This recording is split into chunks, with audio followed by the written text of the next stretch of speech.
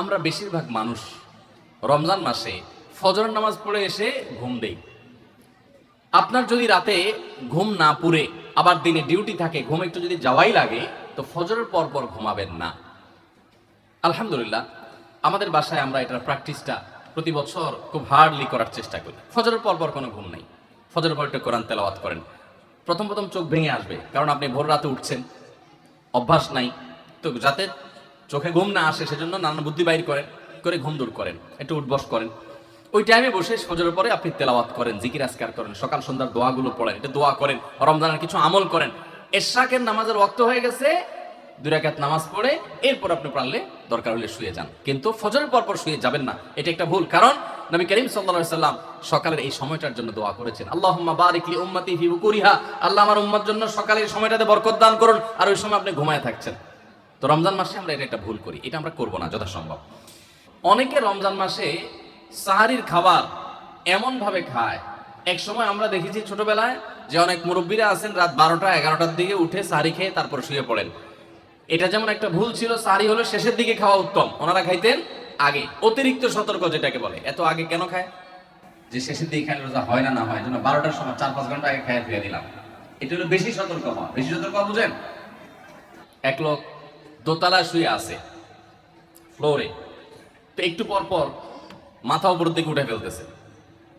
কেউ জিজ্ঞাসা করলো, কি ব্যাপার, তুমি কি এমন কেন করতেছো? ফ্লোরে শুয়ে আসো চিত হয়ে, একটু পর মাথা উঠাও কেন? তো লোকটা বললো, নিচের ফ্লোরে একজনে সুই সুতা দিয়ে কাপড় সিলাইতেছে, তো এইভাবে সেলাই করে টান দেন উপর দিকে। তো বলে যে সতর্ক থাকতে তো দোষ নাই, যদি ফ্লোর ভেদ করে আমার মাথা লাগে, এই জন্য মাথা উঠে ফেলতেছে। তো এটা অতিরিক্ত সতর্কতা হইল না? সতর্কতা ভালো, কিন্তু অতি সতর্কতা ভালো না। সাহারি অনেকেই রাত 12টা 1টার সময় খান, এটা হলো অতিরিক্ত সতর্কতা। এত বেশি ভালো না, এত অতিরিক্ত সতর্ক হওয়া বরং নিষেধ। হাদিসে নবী সাল্লাল্লাহু আলাইহি ওয়াসাল্লাম আমাদেরকে সাহারি শেষের দিকে খেতে বলেছে।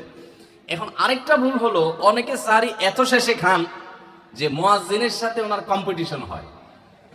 মুয়াজ্জিন মাইক ধরে মাইকের সামনে দাঁড়ায়, মুয়াজ্জিন ঘড়ির দিকে তাকাতে তাকে টিক টিক টিক টিক আগাইতেছে কাটা। মুয়াজ্জিন প্রস্তুতি নিচ্ছে যে আল্লাহু আকবার করে হাঁক দিবে, আর উনি ওইদিকে প্লেট হাতে গ্লাস হাতে খাবার খাচ্ছেন, ধুমায়া খাচ্ছেন, এবং কম্পিটিশনে লিপ্ত হয়েছেন যে মুয়াজ্জিন আগে আল্লাহু আকবার বলে না, তিনি আগে গিলে শেষ করেন। এরকম কম্পিটিশন হয় কি হয় না? বেশিরভাগ লোক, বিশেষ করে আমাদের যে কোনো কাজে আমরা একেবারে শেষ মুহূর্ত পর্যন্ত না ঠেকালে ভালো লাগে না। এই যে একদম আজান হওয়ার আগ মুহূর্ত পর্যন্ত খেতে থাকা, অনেক সময় দেখা যায় যে ভেতরে যেতে যাচ্ছে আজান পড়তেছে, এখন আমার গলার নিচেও নামে না, এদিকে আল্লাহু আকবার শুরু করে দিছি, আল্লাহু আকবার শুরু করতেছে, তখনও চাবাই দিছি, এবার ফালাই দিছি। দেরিতে সাহারি খাওয়া সুন্নাত, এর মানে এই না যে এত দেরি করবেন যে মুয়াজ্জিনের সাথে আপনি চোর পুলিশ খেলাবেন। এত দেরি করা এটা অবশ্যই সুন্নাহ নয়। নবী করিম সাল্লাল্লাহু আলাইহি ওয়াসাল্লাম সাহারি খেয়ে শেষ করার পর ফজরের নামাজ পড়তেন, মাঝখানে 50 আয়াত পড়ার মতো গ্যাপ থাকতো। 50 আয়াতের গ্যাপ মানে হলো 5 থেকে 7 মিনিট এভারেজ, এরকম গ্যাপ তিনি দিতেন, তারপর তিনি নামাজ পড়তেন। তো এই জন্য ভাইরা আমার, আমরা বলতে পারি যে 7 নম্বরের ভুল হলো, আমরা অনেকেই রমজান মাসে সাহারির খানা খেতে খেতে একেবারে আজান পর্যন্ত ঠেকাই দিই। এত দেরি করা আবার ঠিক না। আমরা অনেকে যদি সাহারি খাইতে না পারি তাহলে আর ওই দিন রোজা রাখি না। অনেক লোক আছে বলে যে আজকে সাহারি খেতে পারি না, এই জন্য রোজা রাখি না। তো সাহারি না খাইতে পারলে রোজা রাখবেন না কেন? সাহারি খাওয়াটা সুন্নত আর রোজা রাখাটা ফরজ। আপনার সুন্নত ছুটে গেছে, কোনো অসুবিধা নেই, সাহারি না খেলে রোজার কোনো অসুবিধা নাই।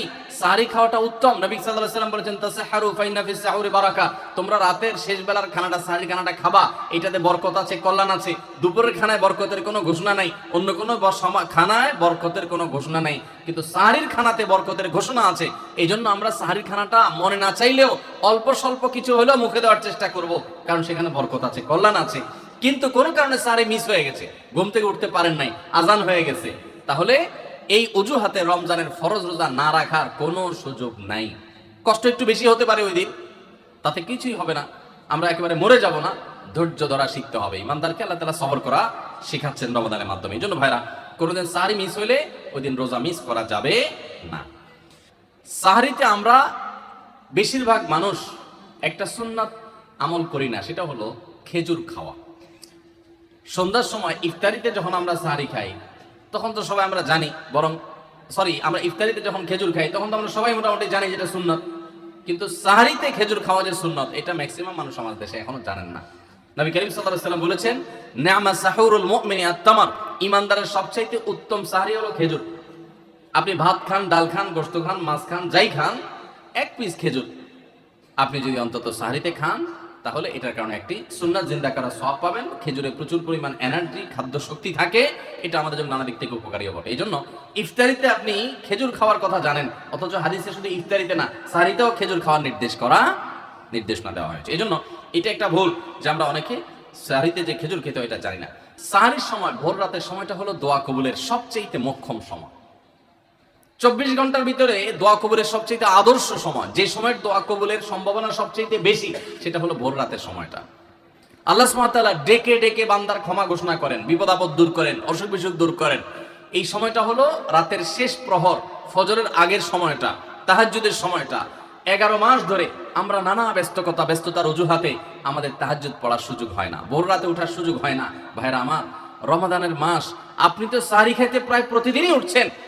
আপনার যেহেতু সাহরি খাওয়ার উদ্দেশ্যে উঠাই লাগে, তো আপনি কেন এই মাসে সাহরির সময়, ভোর রাতের এই সময়টাতে যখন আল্লাহ সাধারণ ক্ষমা ঘোষণা করেন, ওই সময়টাতে আপনি কেন শুধুমাত্র খেয়ে পরে আপনি মসজিদে চলে যাবেন ফজরের জন্য?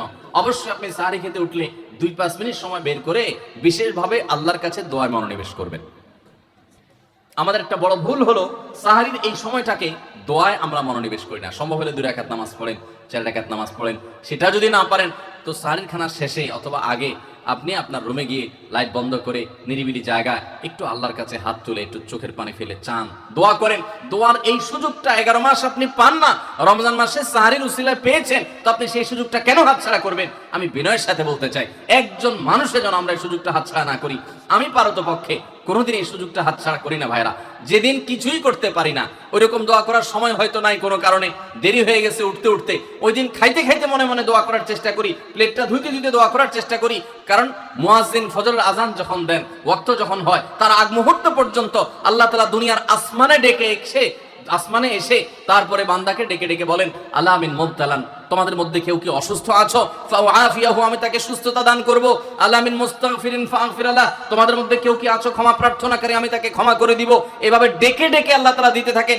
টোটাল 24 ঘন্টার মধ্যে যেই সময়টার দোয়া ফেরত দেয়া হয় না, যেই সময়টার দোয়া মিস হওয়ার সম্ভাবনা খুবই কম, আপনার দোয়ার বেসিক শর্তগুলো ঠিক থাকলে এই দোয়া কবুল হওয়ার সম্ভাবনা জোরালো, সেই সময়টা হলো ভোর রাতের সময়টা। রমজান মাসে এই সময়টাতে দোয়ার যে সুযোগ তৈরি হয়, দোয়ার যে বিশাল সুযোগ আপনি পান, এই সুযোগটা হাতছাড়া করে আপনি শুধুমাত্র খেয়ে দিয়ে এই সময়টাকে পার করে দেন, এটা কখনো বুদ্ধিমানের কাজ হতে পারে না। এই জন্য রমজান মাসের ভুলগুলোর মধ্যে থেকে একটা হলো যে সাহরির সময়টাতে, ভোর রাতের সময়টাতে, দোয়া কবুলের গুরুত্বপূর্ণ সময়টাতে আমরা দোয়া তো করিই না। অনেকে ওই সময় আজকাল সাহরি পার্টি বের করেছেন, তামাশা বের করেছেন, অনেকে টেলিভিশনের প্রোগ্রাম দেখেন। কোন চ্যানেলে সাহরির সময়ের কোন প্রোগ্রাম আমরাও মাঝে মধ্যে, এগুলো আগে রেকর্ড করা থাকে। সাহরির সময় আমরা টেলিভিশনে প্রোগ্রাম করতে যাই না, আগে রেকর্ড করা থাকে, সেগুলো চলে।